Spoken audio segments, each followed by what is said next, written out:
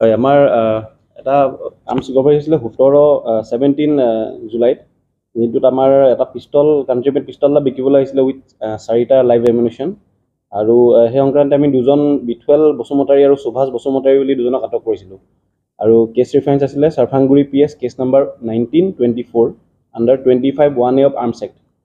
তাৰপিছত আমি follow' up কৰি পিনি তেওঁলোক গম পালোঁ যে মনজিত হেমব্ৰম বুলি এজনে তেওঁলোকক বিকিছিলে, তেওঁক আমি এৰেষ্ট কৰিলোঁ আৰু ফাইনেলি তেওঁ যাৰ পৰা বনোৱাইছিলে জিতেন ৰায় বুলি তেওঁৰ পৰা আমি এৰেষ্ট কৰিছোঁ ফাইনেলি আৰু আমি ফাৰ্ডাৰ কোনোবা ইনভলভমেণ্ট আছে নেকি এইটো উলিয়াই আছোঁ। আমি পুলিচ কাষ্টডিত লৈছোঁ একিউজকেইজনক আৰু আমি ফাৰ্ডাৰ উলিয়াবলৈ চেষ্টা কৰি আছোঁ।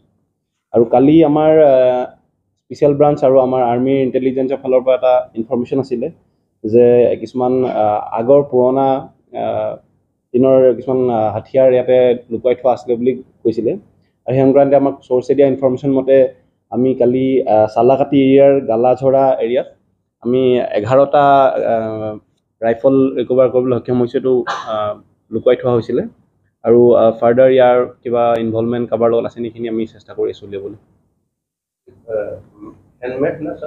এইখিনি আমি যেতিয়া আমাৰ স্পেচিয়েলিষ্ট আমাৰ ফৰেঞ্চিকত পঠাম তেতিয়া তেওঁলোকে বোৰ চাইজ বা তেওঁলোকে এইটো ফেক্টৰী মেড নে কি হয় সেইখিনি ওলাব, কিন্তু দেখাৰ মতে এইটো হেণ্ডমেড নহয়, এইটো ফেক্টৰী মেডেই লাগিছে দেখিবলৈ। নাই এই যোনটো ৰিচেণ্ট কালি য়েষ্টাৰডে যোনটো কেছ হয় তাত কাকো ধৰা হোৱা নাই। আগৰ কেছটোত আমি 4জন মানুহ এতিয়ালৈকে ধৰিব সক্ষম হৈছোঁ।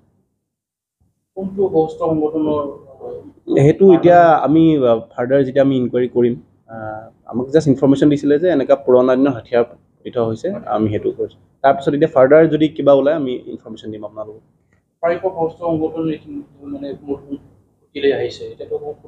হয় সেয়া সেইটো কাৰণে তেওঁলোকে চাগে পুৰণা হথিয়াৰবোৰ লুকুৱাই থৈছিলে যিখিনি আমাৰ লাহে লাহে ইনফৰমেশ্যন আহি আছে আৰু অভাৰ দ্য পাষ্ট ইয়েৰ আমি এনেকৈ গ্ৰেজুৱেলি মাজে মাজে আৰ্মছ ৰিকভাৰ কৰি থকা হৈছে খবৰ পালে। নাই আমাৰ সেনেকুৱা কোনো ইনফৰমেশ্যন নাই। Thank U.